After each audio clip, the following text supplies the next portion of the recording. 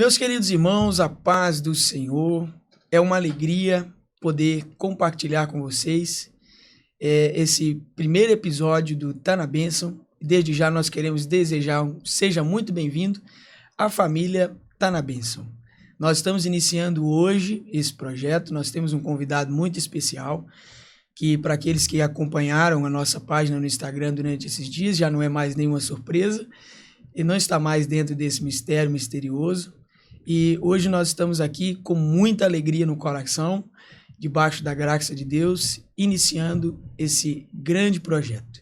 Nós, em primeiro lugar, gostaríamos de fazer alguns agradecimentos. Gabriel, com a palavra. Povo de Deus, Pai do Senhor Jesus Cristo, espero que vocês estejam bem. Somos gratos a Deus por este privilégio que o Senhor nos concede, de poder estar aqui com este homem que a gente tanto admira, o nosso primeiro convidado, o pastor Josué Martins. E desde já quero deixar aqui os nossos agradecimentos ao Gabriel Nunes, que fez essa arte para nós, que abençoou a nossa vida. Top e demais. Também ao Davidson pelo cartaz que ele fez. Que Deus continue abençoando a vida de vocês. E nós vamos deixar aqui aberto. Vocês que querem abençoar este projeto, que querem nos abençoar, pode nos chamar lá no nosso perfil e nós contamos com a ajuda de vocês. Deus abençoe grandiosamente. É isso aí, povo de Deus. Hoje nós estamos aqui com ele, que é pastor, pai, teólogo, presidente da Igreja Cristã Peniel, também, eu acho que é diretor que fala, do Instituto Teológico Graça, pastor Josué Martins. Que alegria ter o senhor aqui conosco, nesse primeiro episódio do nosso podcast. Muito obrigado pelo senhor ter aceitado o nosso convite e abraçado essa causa junto com a gente. Eu acredito que, tanto para nós quanto para o público, aquilo que Deus tem dado ao Senhor tem muito a agregar na nossa vida, na nossa fé. E se apresente, meu amigo. É uma alegria ter o senhor aqui. Que bom. Paz a todos. Gabriel e Lincoln. Deus abençoe vocês por essa iniciativa. Uma vez eu preguei numa inauguração de um templo, lá em Ribeirão Preto, e aí eu falei para os irmãos, virá muitos outros pregadores aqui, mas o primeiro foi eu. Então, terá muitos outros podcasts, mas eu tive a honra e a responsabilidade de ser o primeiro. Amém. Deus abençoe, parabéns pela iniciativa de usar da tecnologia para que o nome do Senhor seja glorificado e edificação de vidas, crescimento de pessoas. Você introduziu-me bem aí, eu sou o pastor Josué Martins e atualmente estou como pastor na ICP, Igreja Cristã Peniel, sou formado em teologia pelo IBAD, fiz a integração de créditos pela UMESP, Universidade Metodista de São Paulo. Atualmente eu sou estudante de filosofia na Unicesumar. Sou também o diretor do Seminário Teológico Graça. Estamos juntos aí com a turma, tentando fazer algo para Glória a Deus. A dignidade do Evangelho. Pastor Josué, a gente nesse primeiro momento, aqui no Tá na Bênção, a gente gostaria de, em primeiro lugar, falar menos do pastor Josué e falar um pouco mais do Josué. Como o senhor que está aí nessa caminhada há muitos anos, como que se deu a fé do senhor? A gente sabe que o senhor veio de uma família cristã, seu pai era um obreiro, mas como que se deu esse ato de conversão do Josué Martins? Conta um pouquinho pra gente. Olha, eu sou nascido e criado num lar evangélico, um pai e uma família muito raiz. Isso fez com que lá em casa todos nós crescêssemos dentro de um ambiente cristão, ultra conservador e de princípios muito rígidos. Por exemplo, algumas coisas na minha casa era valor inegociável. Frequentar culto, por exemplo, na minha casa nunca se faltava de culto. Nunca. A não ser que estivesse trabalhando, estudando ou doente. Mas doente de estado terminal. Porque a doença mais leve não era motivo de faltar. E crescemos assim. A brincadeira nossa passava muito por um culto doméstico, engraçado, com um primo meu chamado Everton, em que ora eu era o Anselmo Silvestre e ele era o endemoniado. E ora eu era o endemoniado e ele era o Anselmo Silvestre. Rapaz. 7 crianças, 7 irmãos crescendo, e os cultos, a encenação do filho pródigo, da ovelha perdida, ou seja, parecia até uma família do modelo puritano, Glória a Deus. em que a diversão tinha que ser algo totalmente cristão. Assim crescemos. E dentro disso, tem algo que é, enquanto os nossos pais nos obrigam, Deus faz uma obra. Então, eu confesso que muitas vezes eu não queria a igreja e nem o chamado. Mas esses valores inegociáveis do meu pai não davam o direito de desviar, por exemplo. Esse é um ponto muito interessante, né, pastor Josué? Porque hoje, alguns estudiosos, ou algumas pessoas que só gostam de dar pitaco mesmo, elas dizem que esse princípio de que quando os pais obrigam os filhos a irem para a igreja, eles acabam crescendo revoltados, eles acabam se revoltando com a fé. E o senhor é um exemplo de que não há essa revolta, né? As pessoas, elas acabam colocando isso de maneira equivocada, porque é uma coisa boa quando um pai ele pega um filho e leva ele para a igreja mesmo sem vontade, porque aquilo ali vai fazer parte de uma introdução desse homem na fé, porque querendo ou não você vai participar de um culto, você vai ouvir a palavra, e a autoridade dentro da casa ela é o pai. Então o senhor teve essa experiência de ser pegado pelo seu pai, levado pela igreja, mas isso contribuiu e muito para a sua fé. Sim, sim. E a ideia aí da cultura, quem nos assiste, é o seguinte: a cultura nunca pode esmagar o princípio bíblico. Desde a lei, a ordenança de Deus aos pais cristãos, e na antiga aliança que professava a fé em Yahvé, era conduzir os filhos para os caminhos do Senhor, para a observância da lei. Eu lembro um dia que eu estava assim, 15, 14 anos, e fui jogar um Street Fight lá na máquina, e tô lá na porta do bar lá jogando Street Fight, que era no barzinho na rua de casa. Danado. Meu pai passou. Aí o Pezão, que era o dono do lugar que tinha as máquinas, falou: ó, seu pai lá. Meu pai parou em pé na avenida e ficou me olhando. Aí eu falei: nossa, agora deu ruim. Eu peguei e pensei: bom, o pai vai para a igreja, eu vou deixar para entrar em casa lá para as 8 horas da noite, que eu deito. Quando ele chegar, eu já estou dormindo, e esse negócio fica para amanhã, ele vai esquecer. Meu pai nunca faltava de culto, e nunca deixava nós faltar. Aí eu não fui para casa para não ir na igreja, para esperar meu pai ir. Quando eu entrei, quem está na sala me esperando? Meu pai. Ele não foi na igreja, que ele sabia que eu ia. Ele virou e falou assim: aqui, eu tava: ô Josué, você vai morar onde? Aí eu, como adolescente: ô pai, que ideias são essas, onde eu vou morar? Não, é que eu passei lá e vi você no bar jogando aquela máquina lá, e aqui nessa casa eu não tenho filho que frequenta bar, não. Então, dentro desse teto aqui, vai na igreja e não frequenta bar. Uhum. Então, lá em casa, era proibido desviar. Não quero ir. Mora debaixo do seu teto, paga a sua água, sua luz, sua roupa, sua comida, seu remédio. Debaixo do meu teto, vai na igreja. Você vai. E isso você poderia fazer 18 anos, 20 anos. Não, agora tem 20 anos, quer desviar. Pode desviar. Mas arruma seu lugar que você vai morar, que nessa casa não mora desviado. Uhum. Um valor inegociável. Ninguém desviou. Glória a Deus. Então, eu penso que os pais estão absorvendo demais o princípio da cultura e estão negociando os princípios bíblicos. E isso será fatalmente prejudicial para essa geração. É verdade. Eu discordo. Eu tento trazer para minha casa esse valor que eu aprendi com meu pai. Automaticamente também há uma maneira de tornar a questão leve.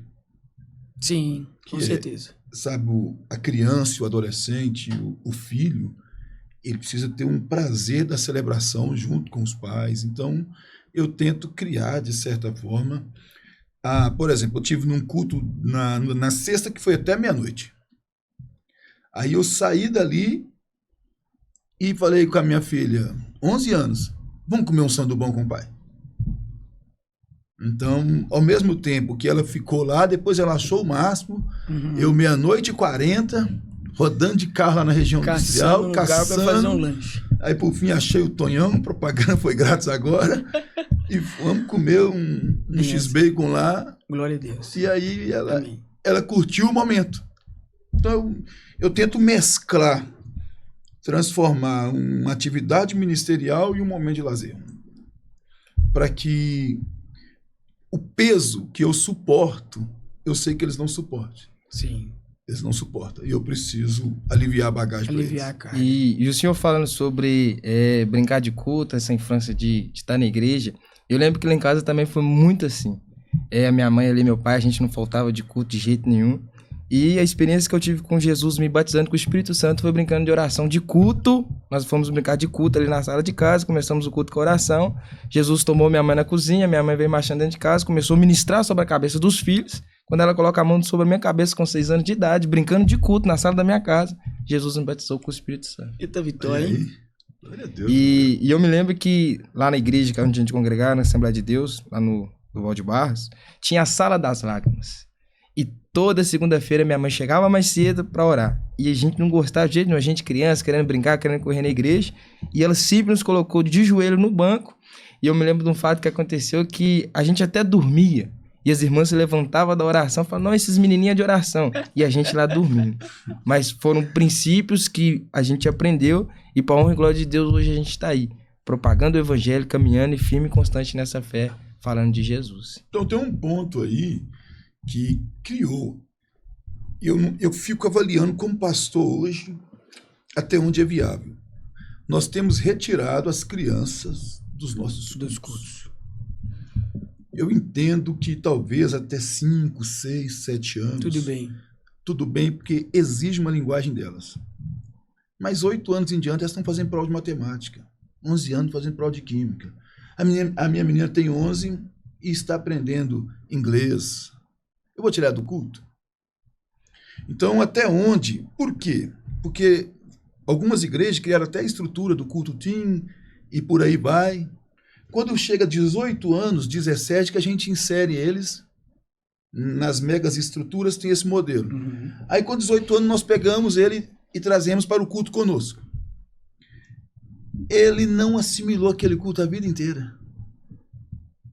E aí, a ideia de passar na linguagem do adolescente o culto não pode ser transformado em dar entretenimento aos adolescentes. O adolescente precisa de uma exposição de Romanos tanto quanto um homem de 40 anos precisa. Verdade. E aí eu não sei, que aquela ideia assim, tira as crianças da sala. Não tira não. A referência de homem, eu acho, vai ter só ali com os homens da igreja.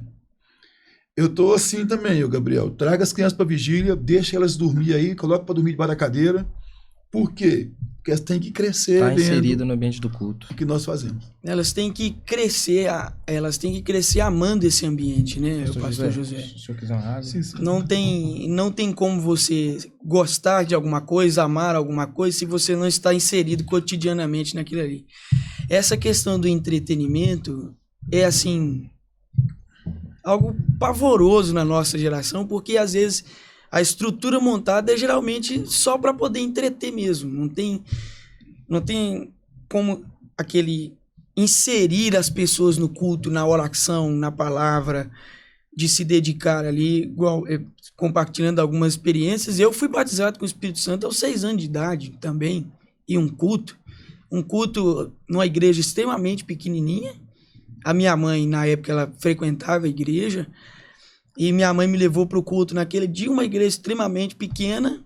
Eu vendo os irmãos dando glória a Deus e aleluia, decidi levantar minhas mãos, comecei a dar glória a Deus e aleluia, e fui batizado com o Espírito Santo, né? Aos 6 anos de idade. Então, quando a gente pensa nisso, é bastante viável inserir, de fato, a criança e o adolescente no ambiente do culto. Não tirando eles, não isentando essa responsabilidade, porque do mais moço ao mais velho, todos nós somos carentes de Deus, da glória de Deus e da exposição da palavra de Deus. Sim.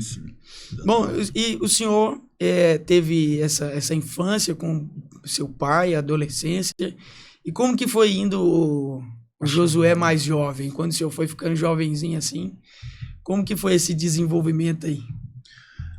Então, eu amo algo no pentecostalismo, que é um modelo de Deus nas Escrituras no pentecostalismo nós vivemos com muita vivacidade, que é Deus promete, fala e com o passar do tempo ele executa na sua vida tudo aquilo que ele prometeu e falou. Então eu fui ouvindo nesse ambiente que eu não fui excluído, graças a Deus, eu fui ouvindo que Deus tinha algo comigo. Ao mesmo tempo que eu fui ouvindo, eu fui percebendo que o coração inclinava, que uma chama ardia. A percepção para pregar, talvez ela nasceu dentro de mim primariamente pelo desejo de ser como um pregador ou ser um pregador quando eu vi alguém pregando. Sim. O senhor teve alguma inspiração, algum pregador, inspiração inicial assim? Olha, eu nunca tive um que fosse a minha referência ou que fosse o meu mentor. Não tive, e aí não foi por orgulho de minha parte, foi por não ter tido essa oportunidade de ser mentoreado. Mas eu ouvi muitos que me influenciou. Eu cresci ouvindo Gilmar, Feliciano, Gilvan Rodrigues.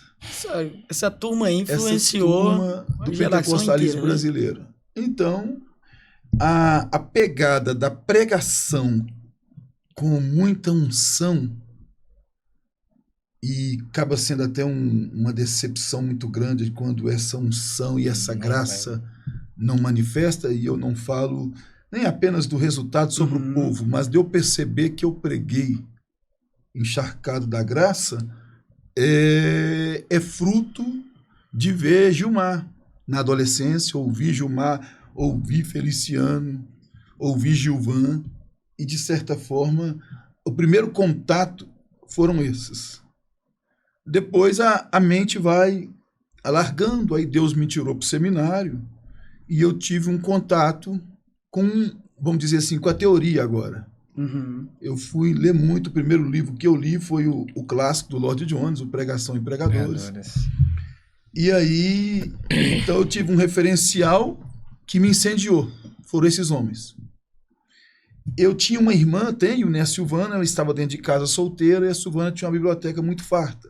E ela foi um incentivo também muito grande. E, de certa forma, o dom floresceu com facilidade, rapaz. Eu preguei um dia num culto de jovens, e do culto de jovens já me escalaram para a concentração regional. E foi fluindo. E da concentração, pronto. Nunca mais eu parei dentro de Belo Horizonte pregando, mas naquele contexto também Deus me tirou para São Paulo e foram 15 anos em São Paulo. Mas foi Deus falando, referenciais te inspirando, principalmente me inspirando a buscar a Deus, buscar aquela unção, e depois isso se complementou no seminário. O pastoreio em São Paulo me reeducou um pouco. A teologia também me educou muito. Acaba moldando, né? Moldando. E tem algo também que eu percebo, e aí eu deixo de conselho, se é que posso. Com certeza. É respeitar seu tom ministerial. Quando eu falo tom ministerial, na proporção que você caminha com Deus, servindo, exercendo ministério, Deus vai te encurvar a algo que é mais fácil, mais propício, e que você nasceu para aquilo. Eu quero honrar aqui 2 homens, pastor Silas Tomás, Silas Francisco, em São Paulo, e pastor Joani de Moura, de Conselheiro Pena. Você teve lá recentemente. Hein? Esses 2 homens conversaram comigo um dia e falou assim: Deus te deu um viés que vai ser falar para vocacionado, para líderes, para obreiros. Seu ministério se encurva a treinar, a inspirar e a orientar e ser mentor de obreiros e pastores. E eu percebi que todo o meu olhar para o texto bíblico, a inclinação da minha agenda, foi sendo para essa área. De forma que aquilo que começa pregando em cultos de jovens, ao longo de 20 anos, e aí você não virou um pregador de congresso de jovens. você virou um pregador, um ensinador mais voltado para a liderança, para o obreiro, para o vocacionado, para a sala de aula. Muitas pessoas têm que perceber o tom ministerial delas. Tem a ver também com o que você ama muito. Nós precisamos de oradores referenciais numa área. É verdade. De forma que é pregador. O Napoleão Falcão, ele é um pregador do pentecostalismo brasileiro. Mas quando se fala, por exemplo, de escatologia, a gente lembra dele. Ele é a referência. Ele é a referência. Quando se fala de família, a gente lembra do Josué Gonçalves, de um Cláudio Duarte. Sim. Ou seja, respeite o tom e a inclinação do teu ministério Deus te deu. para que você preencha aquela necessidade da igreja brasileira ou até mesmo mundial dentro daquilo que Deus encurvou ao seu ministério. De tal forma que quando líderes for organizar uma conferência e falar, nós queremos alguém que fale para pregadores. Opa, é o Lincoln. Nós queremos alguém que fale para nós sobre escatologia. É o Gabriel. Então, eu acho que o desenvolvimento se dá a um Deus que coloca a chama, as oportunidades que se abrem, você abraçar essas oportunidades e você respeitar o tom. Onde Deus estiver te encurvando, leia e cave naquilo. Verdade. Para que você preencha essa lacuna. Hoje a minha agenda gira muito mais em torno de escola bíblica, de... É uma bênção. A gente acompanha lá. A gente acompanha. A gente vê. E assim, né, pastor Josué, é muito importante todo vocacionado ele ter essa noção do preparo. Porque eu carrego uma coisa na minha vida que eu sempre digo para as pessoas, que é o seguinte: quando uma oportunidade ela chega até você, que você não está preparado para ela é mais frustrativa do que edificante no seu ministério. É aquele dia que o pregador ele desce do púlpito falando assim, não quero isso para mim não. Mas, na verdade, foi uma oportunidade da qual ele não estava preparado para aquela oportunidade. Porque, às vezes, um jovem pregador, quando ele começa, ele tem aquele afã de querer estar nos melhores púlpitos, nas melhores concentrações, nos melhores eventos muito rápido. E isso é muito prejudicial, porque você tem que respeitar exatamente o tempo para que você tenha a oportunidade de se preparar para executar com excelência aquela oportunidade. Porque se você entra em uma oportunidade e você não está preparado para ela, você se esforça muito e você tem pouca eficiência naquilo que você está fazendo. Eu tive um professor, eu esqueci qual que era o nome dele, mas ou foi um pregador, ele dizia assim, se você tem 7 horas para poder cortar uma árvore, passe 6 horas amolando o machado, que seu esforço vai ser muito menor. Então, os jovens pregadores hoje, eles precisam ter essa noção de que aquele tempo que você talvez não tem tanto compromisso, aquele tempo que talvez você não tem tanta oportunidade, é um tempo que Deus está te dando de se preparar, de granjear conhecimento, de saturar a sua mente do conhecimento bíblico, de orar, de adquirir a unção divina, para que quando a oportunidade chegar, a gente esteja completamente preparado para essa oportunidade. O John Maxwell diz que oportunidade sem preparo é igual fracasso. Forte. Então, nós não teremos sucesso dentro da vocação e do ministério se nós tivermos grandes oportunidades desprovidos de um grande preparo. É fracasso. A porta que poderia ser um deslanche se torna um fechamento público. Então vamos pensar o seguinte, uma grande oportunidade de pregar. Um sábado à noite num dos maiores púlpitos do Brasil. Um sábado à noite na Debras. Um sábado à noite em Camboriú. Grande. Se tem o preparo, a porta, por causa daquela plataforma, se abre. Mas se não tem... Mas se não tem, na mesma proporção que ela expandiria divulgando algo bom, ela agora expandiu divulgando alguém não preparado. Eu vi um menino no seminário, nós dois chegamos para pregar em Vitória, e ele pegou, ele era novo, aí ele rejeitou, ele não pregou. Chegou, não vou pregar. Aí, não, rapaz, prega, não vou pregar. Eu não tenho preparo para isso daqui hoje. Sinceridade. E todos os pastores aqui vão ficar com dó de mim. E ele não pregou. Um outro evento também, aí um pastor até presidente de um campo, e nós estávamos juntos, e ele tinha que falar no domingo de manhã, num evento de convenção. Eu nunca vi um homem tão sincero. Ele pediu licença para a mesa, pediu para escalar outro, e não falou no domingo de manhã no horário dele. E aí, o princípio dele não ter falado olha, é 2. Houve uma negligência de minha parte. Mas eu também não estou preparado. Vocês me permitam eu respeitar isso aqui.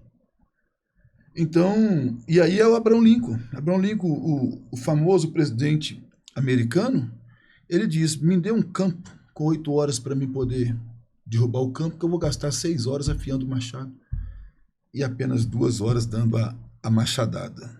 Prepare tudo. Mesmo porque nós não somos chamados para promover oportunidades para nós. Glória a Deus. Nós somos chamados para preparar para servir com excelência.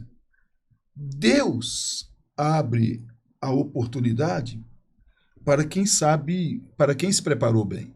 Um princípio bíblico que fundamenta isso daí, quando precisou de um jovem para tocar para Saul, a conversa no palácio foi assim, busque um homem que saiba tocar bem.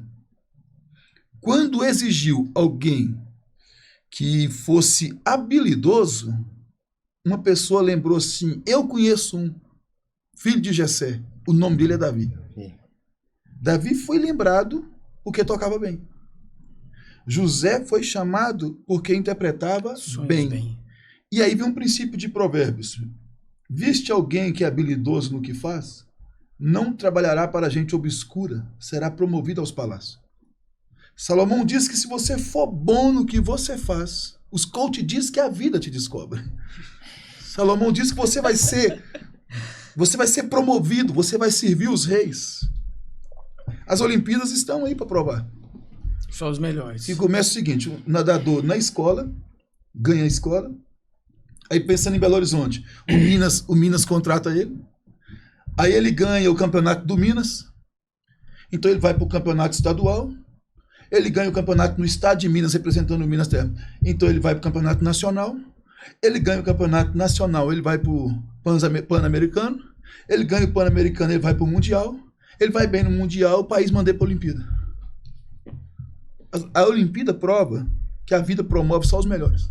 Verdade. E a Bíblia diz, se você for habilidoso no que você faz, você não vai ficar no obscurantismo. Então escute bem, com toda franqueza, alguém que está nos assistindo ou vai assistir o podcast, e aí você é o seguinte, você pensa assim, ninguém me dá uma oportunidade. Se ninguém está te dando oportunidade, tem 2 coisas, o seu preparo é fraco ou não chegou o tempo de Deus. A sua revolta é infantil. É tempo de Deus e preparo com excelência. Uma grande verdade. Grande verdade que dói. Dói. Mas quem dera eu tivesse ouvido ela. Lá atrás. Lá atrás. Entendeu? Eu tento ser na vida das pessoas o que nós não tivemos lá atrás. É uma grande verdade. E partindo desse princípio, pastor, hoje a gente vive numa geração de muito entretenimento. O Dr. Augusto Cury, ele fala que a nossa geração ela sempre está com pressa. E quais seriam os seus conselhos para um jovem que está nos assistindo, que tem uma chamada queimando, mas ele deixa a desejar nessa constância do estudo, nesse devocional? Quando a gente estuda a biografia dos heróis da fé, a gente fica impactado. Os caras viravam noite orando, madrugadas gemendo, e a gente percebe hoje que existem muitos que estão tendo a oportunidade e, infelizmente, estão sendo fracassados pela falta de preparo. Sim. Então, eu acho que o preparo bíblico-teológico, né? O academicismo e Mas o primeiro passo mais fundamental é a vida devocional. Em 3 tripé. Leitura bíblica, leitura de livro e oração. Ontem eu preguei sobre aprendendo a orar como Cristo orou. E eu confesso que essa semana eu estou humilhado por Cristo, porque quando você vai estudar um pouquinho a mais a vida de oração de Cristo, você fica humilhado. Perplexo. A ideia, diz o texto lá assim, que e pela manhã bem cedo, Marcos 1,35, postei isso hoje no Story. Nós vemos. Pela manhã bem cedo, ele levantou, buscou um lugar deserto e foi orar. o dia anterior dele, no contexto de Marcos e de Lucas, porque 2 vezes repete o episódio, só que em um episódio de Lucas, ele vai alta noite orar. Você pega o dia anterior, começa assim, sinagoga no sábado, pregou, foi expulso da sinagoga, libertou um homem, mais tarde estava na casa de Pedro, uma multidão na porta de Pedro, e aí Lucas traz um detalhe, e curou um a um. Um a um. Ele tratou de um por um, literalmente significa isso. Bom, acabou. Dia exaustivo. Pela manhã, bem cedo, ele foi orar. No outro dia, ele trabalhou o dia inteiro, a multidão com ele. Ele alimentou 15 mil pessoas, porque 5 mil homens dá no mínimo 15 mil pessoas, no contexto da época. Aí ele alimenta a multidão e fala para os discípulos, vá de barco. E ele subiu e foi orar. Depois de dias exaustivos, ele foi orar. Mas o exemplo mais clássico é o da, talvez a quinta-feira, ele vai ser preso aquela noite, começa o dia com os discípulos, manda preparar o cenáculo. Mais tarde, ele tem um discurso longo que vai João 14, 15, 16, 17. Para encerrar, ele ora por ele, ora pelos discípulos, ora pela igreja que surgiria, ministra a ceia, ora na hora da ceia, sai, canta uns hinos, sai, atravessa o Ribeiro de Cidrom, entra no Getsemane. Chega no Getsemane, vai orar. Segundo alguns biblicistas, a oração do Getsemane dura de 1 a 2 horas, por isso que os discípulos dormiram. Nosso Cristo encerrava o dia orando, iniciava o dia orando, depois de longas noites ou de longos dias de trabalho árduo. Bom, para ser discípulo dele tem que imitar ele. Ele orou. Aí Lucas 11, os discípulos falam assim, ensina-nos a orar, Senhor, como João ensinou os seus. Nós não sabemos qual discípulo, um discípulo. Ah, vocês querem aprender a orar? Ele foi de oração do Pai Nosso. É a segunda vez que ele fala ela. A primeira vez o Mateus registrou no Sermão do Monte. É o modelo que ele ensina. Quando vocês for orar, comece pensando que a oração é algo coletivo e não individual. Pai Nosso. Santificado seja o teu nome. Por mais que você tenha necessidade, sua oração não deve começar no seu ministério. Sua oração deve começar na santificação do nome de Deus. Forte. Aí, seja feita a tua vontade. Ore e dobre o joelho. Você está precisando de pão. Mas é mais importante a vontade de Deus do que seu alimento. Então, antes de pedir o pão nosso de cada dia, faça a tua vontade. Aí depois, você pede para vir o reino. E aí o reino em 2 aspectos, no coração dos homens. Cada coração que o reino vem, a pessoa é salva. Depois, você então apresenta o pão nosso de cada dia. Você confessa, perdoa-nos como temos perdoado. E assim encerra. Então, o que é fundamental para quem está começando, iniciando, um jovem, para um obreiro? É fundamental sua vida devocional. Antigamente, quando eu ia conversar com alguém, me conta, como é que estão seus estudos? Me conta, e você pensou no inglês? Você pensou na teologia? Ou se algum jovem me procura, pastor, eu tenho um chamado, me ajuda e tal. Eu já pergunto assim, quanto tempo você ora por dia? Leonardo Rebelo falou Aí, isso. beleza, ele vira e fala para mim, pastor, agora só, tem uns que falam assim, agora só foi na ferida, viu, pastor? Então esquece, querido. Se não quer orar e nem ler as escrituras, pode esquecer ministério. O ministério vai ser um ministério fracassado, ressequido. Não tem futuro. Não tem unção. Não tem futuro. A eficácia do nosso ministério passa pela vida devocional de quem está executando. Se não tem vida devocional, não tem ministério. John Wesley chegava a dizer que ele nem acreditava no caráter de um homem que não ora. Então, é muito forte isso, né? Forte demais. Pastor Josué, todo pregador, o senhor que já está nessa caminhada há 20 anos, e o senhor hoje é um pastor presidente de igreja, mas eu tenho certeza que houve um período na sua vida onde o senhor tinha um trabalho secular e o senhor teve que escolher, ou o senhor teve que deixar o trabalho secular ou seguir o ministério. Como que foi isso na sua vida e como que o senhor lidou com essa situação, Essa decisão. porque essa decisão é uma decisão muito difícil, né? Muito difícil. Eu particularmente, eu comecei a pregar com 12 anos. Eu costumo brincar que a minha carteira de trabalho ela é lisinha, igual bunda de neném, né? Mas não foi porque eu fui um preguiçoso, mas eu vim para a igreja, comecei a pregar com 12 anos e o ministério ele simplesmente fluiu, né? Simplesmente fluiu. Hoje eu tenho 23, já são aí 11 anos pregando e teve um momento na minha vida que eu pensei nisso, que foi quando eu fui casar, porque uma coisa é você ser solteiro, né? Você é solteiro, você é tranquilo, você não tem um passarinho para dar água, você vive a vida e é aquilo ali mesmo. Mas quando eu fui casar, aí que o negócio apertou. A minha cabeça era o seguinte: como que eu vou sustentar essa moça agora? Aí eu saí mandando mensagem. O senhor foi procurado por um amigo que o senhor deu bons conselhos. Procurei Cláudio Calais, procurei outro pregador. Fui procurando. E eu fiz um ato de fé, segundo um conselho que o senhor deu. No áudio o senhor disse assim: olha, se o Lincoln ele tem que olhar para a agenda dele e ter pelo menos de 5 a 6 meses de agenda. Eu não tinha 2. Mas eu joguei um ato de fé. Eu disse assim: se Deus foi comigo até hoje, ele vai me ajudar a cuidar da minha casa.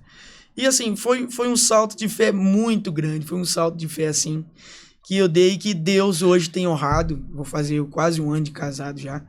Mas o senhor com certeza passou por esse momento. Como foi esse momento e como o senhor lidou com essa situação? Solteiro, né? A gente mora até debaixo da ponte. Eu fui embora para São Paulo solteiro e pensei assim: bom, se eu tiver solteiro, eu moro debaixo do viaduto e faço teologia. Mas eu não posso submeter nunca uma esposa a esses desafios. Então eu assumi a responsabilidade de cavar, eu assumi ela bem cedo e solteiro. Agora, eu fiz o que eu mandei o áudio lá, acho que foi via Hugo, né? Então, agora é o seguinte, eu penso que quem Deus quer tempo integral, e aí fica a dica, você não precisa preocupar em ir. Pode deixar que Deus vai te arrancar. Meu Deus, isso é uma verdade. Essa é a primeira questão. Pode repetir essa fala aí, pastor? Quem Deus tem tempo integral, não precisa de preocupar em ir para tempo integral. Deus te arranca. Grava isso. E te coloca tempo integral. Quanto a pregadores, eu dou esse conselho. Eu parei em abril, em seminarista, e não tinha mais nenhum sábado e domingo naquele ano. Eu falei: agora eu posso correr o risco. Agora o camarada não tem agenda para semana que vem. Tem casa, tem aluguel, tem esposa. Trabalhar. Deus vai prover. Quer ficar Deus vai prover. Não faz isso. Complicado. Não faz isso, turma. Vai trabalhar. Aluga um carro, vai mesclando entre Uber e agenda. No dia que tem agenda, não trabalha no Uber. Dedica a agenda. Por quê? Porque assim, senão fica aquele camarada desesperado, né? Ele fica com aquele... E aí, eu me indico, você me indica. Acaba forçando portas, forçando oportunidades. Acaba que o camarada, quando ele está nessa situação, acaba que o coração dele, é igual o senhor disse, ele não é para poder servir com excelência, mas ele vai pregar porque ele conta com aquele dinheiro para isso, ele conta com aquele dinheiro para aquilo. Então, o financeiro, ele acaba suplantando a espiritualidade que Deus espera do coração do pregador. E eu penso o seguinte, pastor Josué, nenhum atributo financeiro ele deve influenciar na entrega de um pregador. Porque hoje em dia a gente pode dizer que os púlpitos do Brasil eles estão em crise, porque às vezes você vê um camarada pregando em um congresso top, onde ele vai receber bem, ele prega, ele dá um show.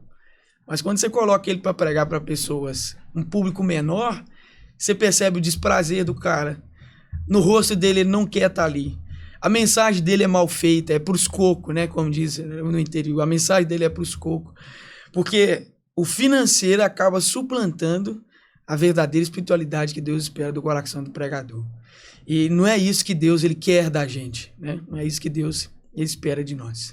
Então, aí entra uma questão entre o servir com excelência e o servir com mediocridade.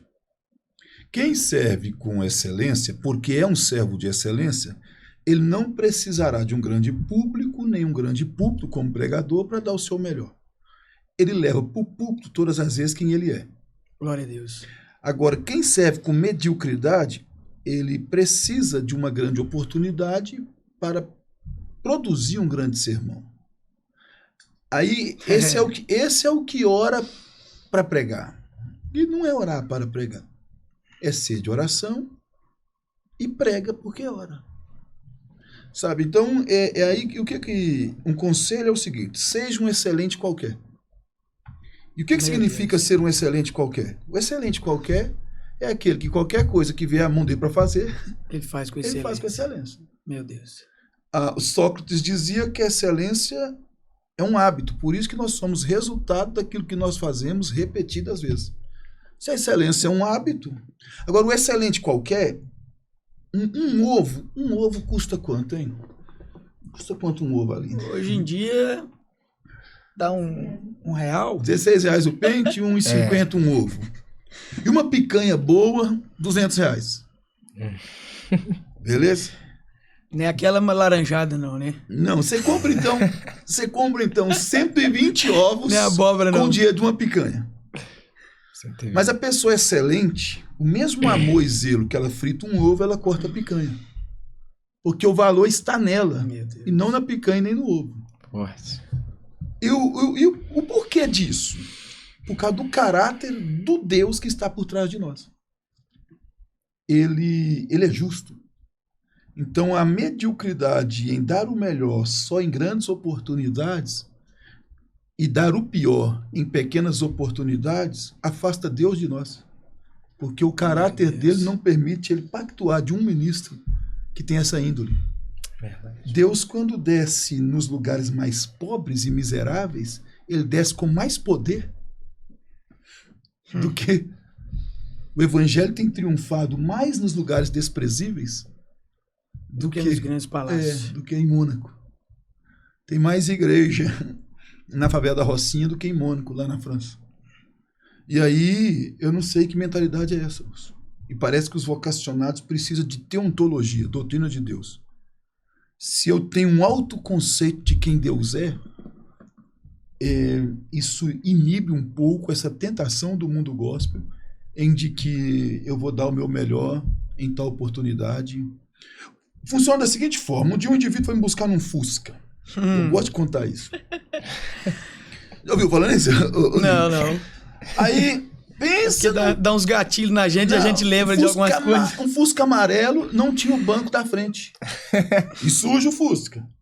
Aí eu sentei com a esposa dele lá atrás, muito amigo, eu falei: cadê o banco, fulano? A esposa já falei, pastor, já faço. O banco soltou, ele deixou o banco lá no terreiro, e a esposa dele andava atrás. Foi me buscar para empregar num culto de jovem, eu e a esposa dele atrás, e ele na frente dirigindo. Eu falei: cuida bem do Fusca, rapaz.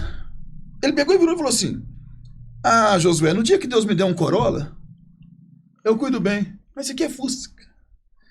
Eu falei: ô queridão, por que você acha que você merece um Corolla se você não cuida de um Fusca? Sabe cuidar do Fusca. Parece que a gente esqueceu do princípio bíblico: servo bom e fiel, foste fiel no pouco, sobre muito te colocarei. É um princípio divino, rapaz. Eu prego lá em Gideão, aí Deus falou com Gideão: vou separar aí, tem gente demais, os 10.000, e mandou beber água. É fazer coisas simples, cara. Com beber excelência. Água. Aqui, ó, beber água. No caso lá, no riacho, Deus falou assim: hoje eu vou separar quem eu vou entregar a tocha enquanto bebe água. Deus separa para entregar a tocha, inclusive agora falando de pregação, a tocha da pregação, para quem bebe água com excelência. Não aprendeu a servir nos pequenos riachos, não é digno de ir para as fronteiras internacionais enfrentar midianita, amalequita e aí a galera não quer beber água com excelência, não quer dar seu tudo. Sabe, eu não sei se alguém pode fazer essa leitura de mim, mas, meu irmão, pode ser um culto qualquer. O senhor não sabe subir e entregar meia mensagem, né? Não, sabe, lá na igreja falaram comigo esses dias: eu só prega mais na quarta que no domingo. Por que o senhor prega mais na quarta que no domingo? Porque quanto pior o trabalho, melhor nós temos que entregar. Verdade. Aí nós temos mania de dar tudo no dia que a igreja está cheia. e guardar comida. O pastor Jânio falou assim, não guarde. O maná outro dia estraga. Ele falou, maná cai todo dia. E a gente pega uma revelação, uma iluminação do Espírito num texto e pensa, guardar isso aqui no dia que a igreja estiver cheia. Sabe? Aí você está duvidando do caráter de Deus de te dar outra mensagem para o domingo. Forte, né? Deus nos ajuda, né, Lincoln? É só Deus para ter misericórdia. Pastor Josué, todo vocacionado, ele passa por um momento na vida em que Deus literalmente lhe aperta, lhe pressiona. E com esse pressionar de Deus, o Senhor nos tira algumas coisas. É aquilo que o próprio Jó... Eu não sou tão bom quanto o senhor de guardar referência, mas Jó, ele diz assim, Deus é aquele que faz a ferida. E todo vocacionado, ele é ferido na sua caminhada. Se você ainda não foi ferido na sua chamada, você precisa se preparar para isso. Porque Deus, ele fere, Deus, ele arranca alguma coisa para algum propósito divino que, enquanto a gente está passando por aquilo ali, a gente está completamente perdido, a gente não sabe por que está acontecendo, a gente não entende o porquê que Deus está fazendo isso, mas ele está fazendo uma ferida. E essas feridas, geralmente elas têm um propósito, elas nos moldam, elas nos jogam para mais perto de Deus.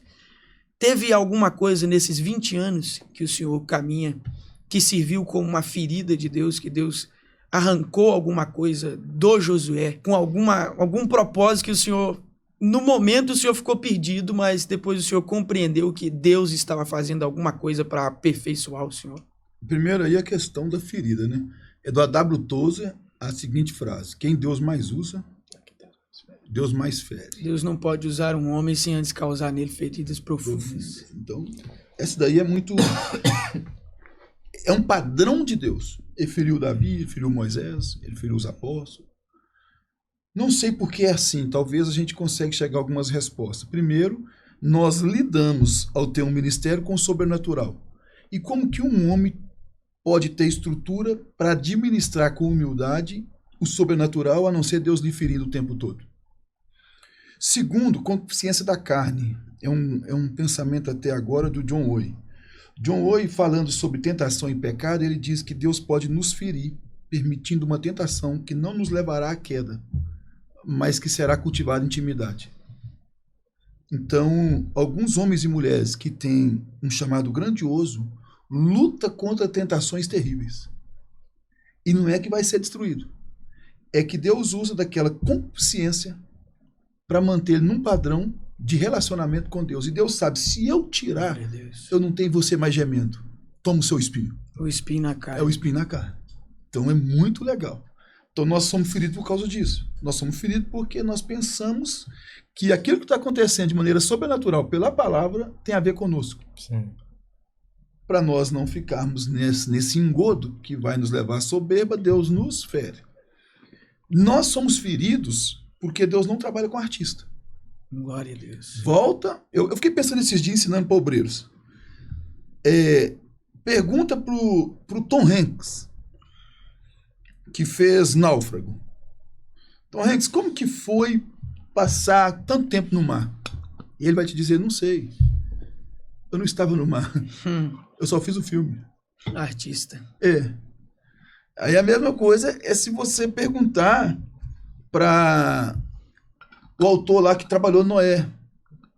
Como foi a construção da arca? Eu sei lá de arca. Eu recebi o texto do diretor. Aí, como Deus não nos chama para encenar um papel, mas para viver uma realidade, fazer um teatro, ele nos fere. E um outro princípio que eu encontrei porque Deus nos fere é porque o nosso ministério só tem consolo autêntico se nós tivermos recebido consolo de Cristo. Então, Paulo diz o seguinte, igreja de Corinto, por causa de vós, eu sou atribulado. Porque no consolo que eu recebo de Cristo, nas minhas tribulações, eu consolo vocês. Então Deus tem que ferir o Lincoln. O Lincoln ter consolo de Cristo. Para o Lincoln, quando for ministrar, ter na vida dele o que recebeu de Cristo para consolar a igreja. As marcas, hein? As marcas. Aí Deus me feriu algumas vezes. Financeiramente. Me feriu muito. As coisas nunca foi fácil. Eu percebi algo na minha vida, é o seguinte: quase tudo, acho que 90% das coisas que eu tento fazer tem muita dificuldade. Eu já vou para a fila do banco sabendo que na hora que chegar a minha vez, o sistema vai cair. Aperto. O sistema cai na minha vez. Então eu percebi que eu sempre enfrentei terrivelmente a dimensão do mundo espiritual. Mas talvez o mais terrível que foi é a perda dos bebês. Minha esposa grávida, gêmeos, e aí o médico avisou que não tinha pulmão e nem rim. Meu Deus. Nós tivemos que viver alguns meses. Eu cantei todos os dias para minha esposa, todos os dias mesmo. Eu cantei antes de dormir, com a mão na barriga, bate, bate, coração. Meu Deus. E Deus quis levar os bebês, e eu tive que enterrar os 2 bebês depois que nasceram, o Caleb e o Moisés. E eu vou falar para você uma coisa. Eu falei para minha esposa assim, ó, se acabar o culto, meu carro não estiver lá. Então, se roubar meu carro, se eu ficar sem casa, se eu ficar sem condições de pagar aluguel, depois que eu sepultei os 2 bebês, nada me atinge mais. Foi um salto de fé. É tipo, então a ferida, ela é resiliência. Nada te assusta mais. Eu falei com ela, o que mais agora? Eu entendi Deus. Por que Deus fala assim pro budista, pode vir? Deus fala assim pro prostituta, pode vir. Vinde a mim todos estáis cansados. Mas peraí, só vai aceitar um budista? Só vai aceitar um muçulmano? Só está chamando um hindu? Só está chamando alguém que blasfemou? Um satanista pode vir? Que adorou Satanás e blasfemou do Senhor? Pode. Por que, Deus? Porque o pecado de um hindu, uma prostituta, um satanista não pode atingir mais Deus que a morte do filho. Meu Deus. Então, quando Deus entregou o filho, ele falou, pode vir todos agora. Glória a Deus. Então, quando Deus te fere, meu irmão, o que as pessoas tentar fazer contra você, Lincoln, não é mais pesado do que Deus já te feriu. Verdade. O pastor José, você vai ter perseguição no seu ministério. Meu filho, eu sepultei filho. Tá cascudo. Você está preocupado com eu ter perseguição? Meu Deus. Então, Meu Deus. Deus nos fere, só que é uma ferida da graça, do amor, da estrutura. É uma ferida que te guarda da concupiscência, uma ferida que gera temor, que te dá paciência para com o outro. No que você foi ferido, você é fonte de cura para outros. É uma ferida que te dá originalidade. Você não sai fazendo um discurso teórico apenas que meu Deus faz porque eu li nas Escrituras. Meu Deus faz porque fez lá em casa. Então é uma ferida que dá autenticidade ministerial. Ele tem que ferir. É um selo de garantia, né? É um selo de garantia. É verdade. O senhor falando disso, infelizmente a gente já está quase caminhando para encerrar a conversa, mas eu vivi uma situação, não que Deus tirou de mim, mas foi uma situação que eu gravo bem na memória esse dia o que aconteceu. Meu sogro, ele, alguns anos atrás, perdeu a sua irmã para o câncer. Estava com câncer. A gente chegou aí muitas vezes na casa dela, eu acompanhei ele várias vezes. A gente ia, a gente orava, a gente buscava Deus. E o que às vezes dá um nó na cabeça da gente é que a gente sabe que Deus pode curar, mas naquele momento o Senhor não faz, o Senhor não cura. E aí o tempo foi passando, a gente chegou aí lá muitas vezes, e quando foi um dia eu fui pro ciclo de oração. Terça-feira à tarde. Só que naquele dia foi um dia, assim, muito esquisito. Eu digo esquisito, assim, para tentar esboçar, porque eu acordei muito triste. E eu não sabia de onde estava vindo aquela tristeza. Eu acordei muito triste naquele dia. E chorando, assim, sem saber qual motivo que eu estava chorando. Falei, agora mesmo que eu vou pro ciclo de oração. É até um bom dia para orar, né? Aquele dia que você tá quebrantado. Fui pro ciclo de oração, já dobrei o joelho chorando. Falei, meu Deus, mas o que é isso? O que está acontecendo? Fala comigo, se o senhor vai fazer alguma coisa, tal. Quando de repente veio no meu coração assim, ore pelo Adalto. Comecei a orar por ele. Quando eu tô orando por ele, aí que eu chorei mais ainda. Aí veio o Espírito Santo e ministrou no meu coração assim, eu vou colher o Lázaro tem que morrer. Aí quando veio isso no meu coração, eu disse assim, meu Deus, mas que Lázaro é esse? Que tem a ver Lázaro com eu estou triste? Aí o Espírito Santo veio e disse para mim assim, diga ao meu servo que não é que eu não ouvi as orações. Eu ouvi as orações. Mas a minha vontade é essa, eu vou colher o Lázaro. Então naquela terça-feira, assim, foi como se o mundo desabasse, assim, porque é alguém que você gosta, é alguém próximo que você sente a dor. E aí eu tinha uma dificuldade. Como que eu vou passar isso para ele? Como que eu vou contar isso? Então, eu decidi mais guardar do que falar. Depois de um tempo, quando eu tive um momento oportuno, que ele comentou uma coisa comigo, na quarta-feira que eu fui falar, quando foi no final de semana, no domingo, ela acabou falecendo. Então, assim, são momentos na nossa vida que a gente não entende o porquê Deus faz, o porquê, muitas das vezes, Deus não faz ao efetuar uma cura, mas em tudo a gente compreende que o propósito divino, ele vem para cooperar para o bem daqueles que amam a Deus. Independente da situação, esse propósito maior divino, ele acaba acontecendo em viés que machuca a gente, que fere a gente, mas que está cooperando para o nosso bem. Sim. Então eu carrego muito essa experiência porque foi uma experiência assim que me marcou muito. Foi muito doloroso ver a dor dele, mas algumas coisas que a gente vai conhecendo Deus fora da caixinha, fora daquela caixinha que as pessoas elas pintam. Então, pastor Josué, infelizmente a gente tem que caminhar para poder fechar. Eu gostaria que o senhor deixasse algumas considerações finais, alguns conselhos para aqueles que querem manter uma vida devocional constante, um pregador que deseja melhorar na piedade. Deixa para a gente essas considerações finais, por gentileza.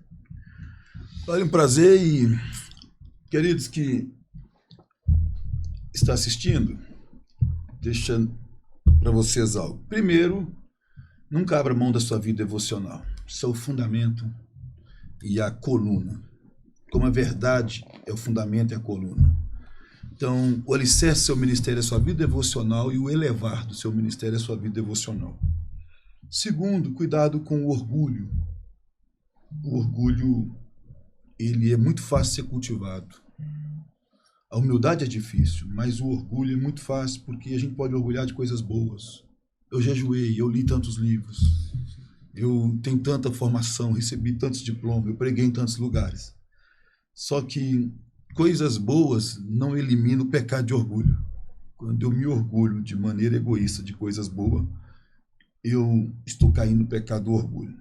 E o orgulho impede nós de viver aquilo que Deus tem para nós. Deixa eu explicar. Alguém te feriu profundamente, Lincoln. Duvidou do seu ministério, da tua chamada.